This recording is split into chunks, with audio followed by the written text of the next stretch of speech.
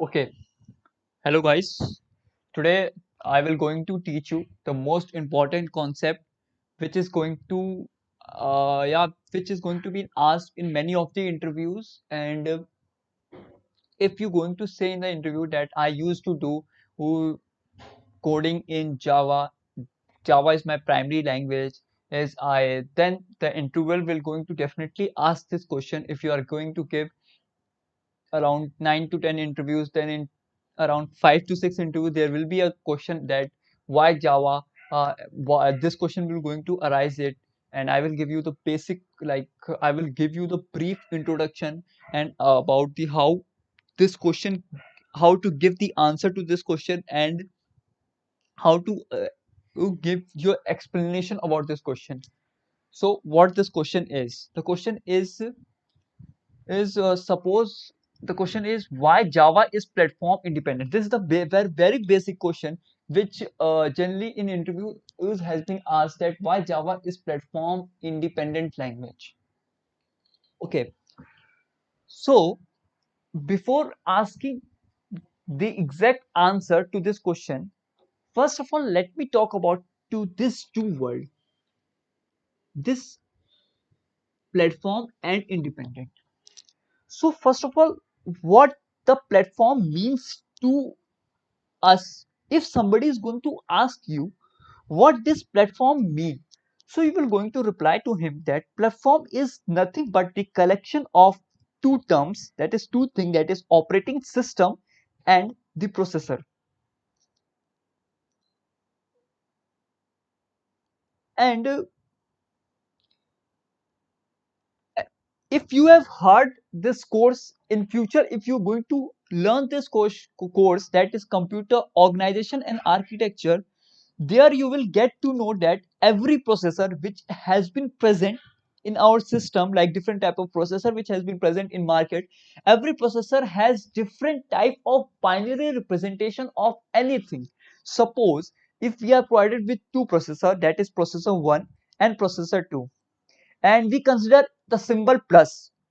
If plus is to be represented in processor 1 and the processor 2, then the representation of plus according to processor 1 is suppose 100, and the representation of plus in according to processor 2 is 101. So you can see that every processor has different representation of a same symbol. So if I write this line of code, that is C is equals to A plus B, and I try to convert this line of code into a binary representation, then according to the processor 1, the binary representation would be something else. According to the processor 1, binary representation will be something else. These two binary representation will be absolutely different, because we know that a processor binary representation, though these two processor has different binary representation, so the this this conversion of binary is different. So if we change the processor, if we change the operating system, then the platform is different. So now you will get idea about what this platform means, what the platform I'm talking about, and what does it means. Okay, okay, so the platform is basically the collection of operating system and a processor. Now what does independent means? Like, it doesn't depend upon the platform in which we are running. This only the means independent. Okay, no issue. So suppose, let me give you a little bit story about it.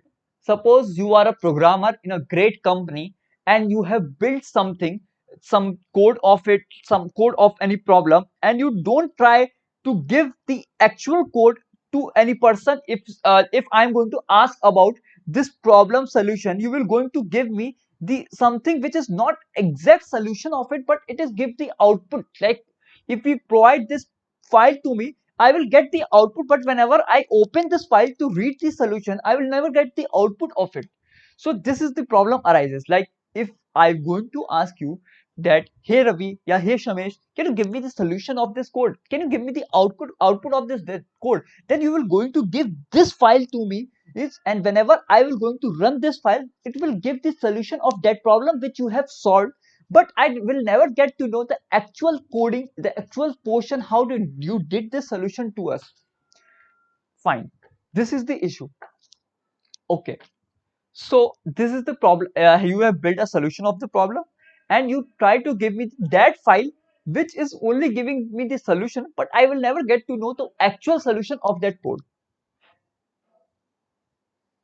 Okay, I will never going to get the actual code for that solution.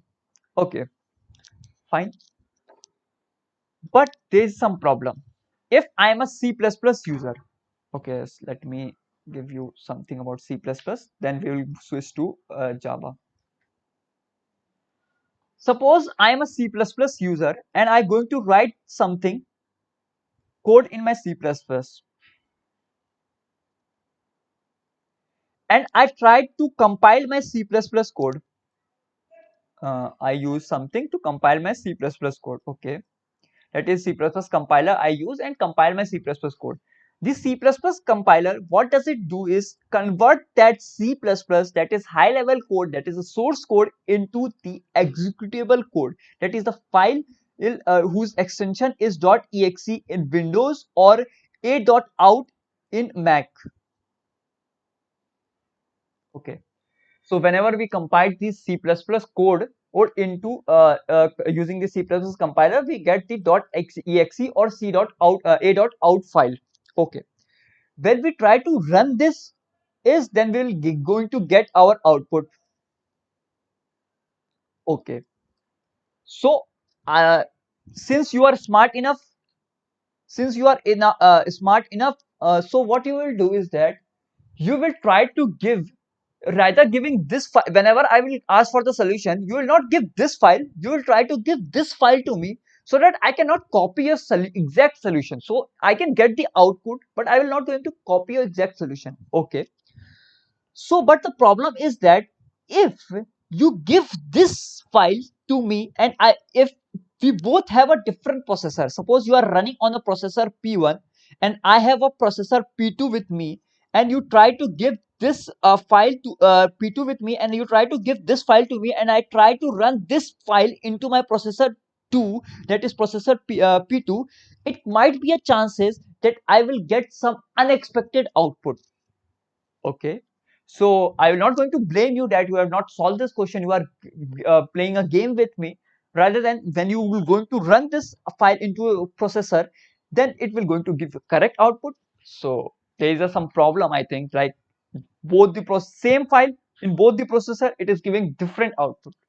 Okay, as you all know that the C++ compiler will, what is going to do is will try to convert, it will try to convert this source code, this is high level code, into a machine level code. This executable is machine level code which only understand binary, because machine is only binary, machine itself going to understand binary. So it will going to convert this high level code into machine code which is in the form of binary.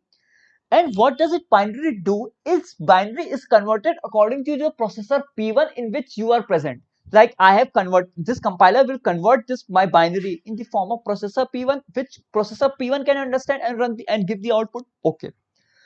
But if we try to run this binary form in P2, it will not going to give me the correct output. It will going to give me the unexpected output, because this binary form is different for this processor.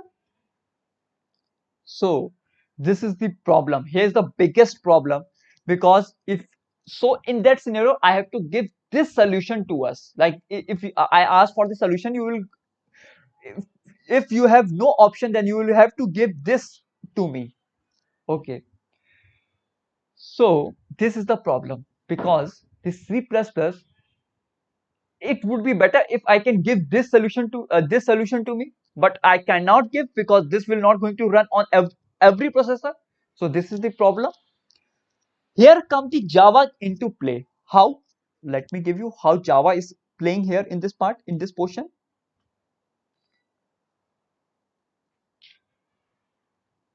Oh, sorry.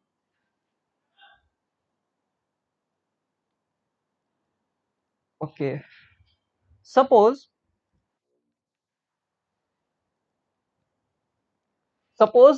you are provided with, you have written something in some code in Java. suppose there's extension. If you write something on Java language, or you write some code on Java language, there's an extension of uh, dot Java.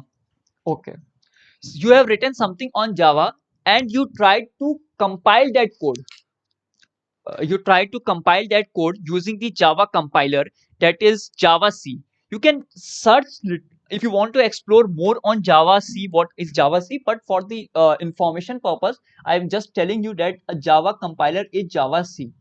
So what you did is that you write something on Java using Java language, and you save it using the .java extension, and you try to compile that using Java compiler, that is Java C.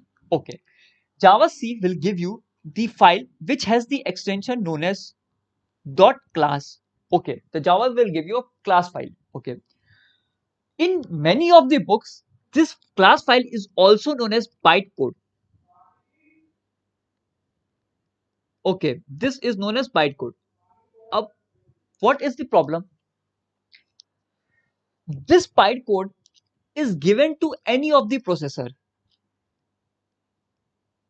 Any of the processor, I mean any of the platform, like platform 2, platform 3, that is 3 platform. It will going to give you same result in say all the platform. Okay, fine. Like, you have solved some problem, you have given the solution of it, you compile that solution into your PC, and you get the dot class file, that is a bytecode, and you try to give this bytecode to different of your friends, that is having a processor 1, processor 2, processor 3, that is different platform, and then they try to run on that different platform, they will going to get the same outcome. Oh, it means that whatever problem you are facing on C++ has been resolved using Java. Okay, it seems good. Now there's no one going to is going to copy your exact solution what you have written. Rather than you will going to give this file to anyone. If somebody asks you for the solution, you will going to give this file. It means that the solution previously, that was the solution in C++, has been solved using Java. Okay, this has been solved. But how Java has solved this solution? This is the question. Okay, let me give you a brief about it, how the Java has solved the solution.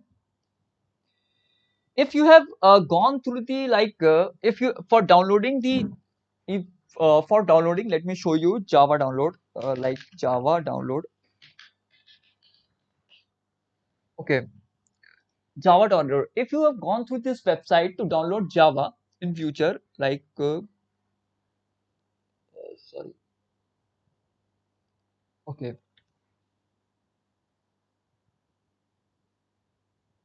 okay, sorry, it's like Oracle download, yeah, JDK.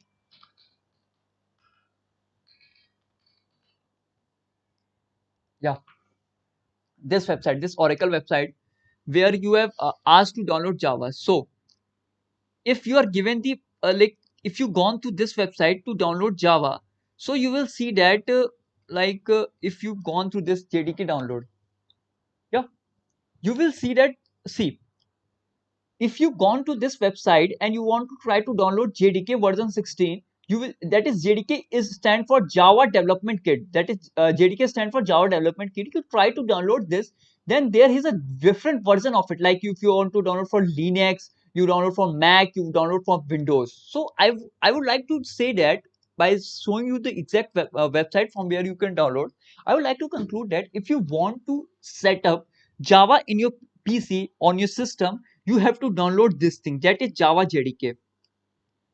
Okay, but the Java JDK is system dependent. You have to, if you want to download Java JDK, then it's depend upon the system in which you are working. So if you are working in Windows, so you will download for Windows. Okay, fine, I am considering example for Windows only, you can consider it any, the process is similar. Okay, suppose I downloaded for JDK for Windows, fine.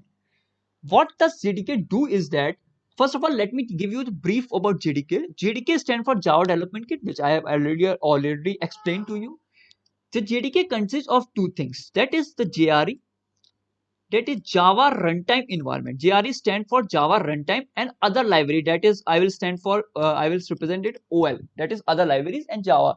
This Java Runtime Environment is actually the responsible for running the Java code in your system. It is basically the providing the environment to run a Java code in your system. It is providing the environment to you so that you can run a Java code in your system. Okay, fine.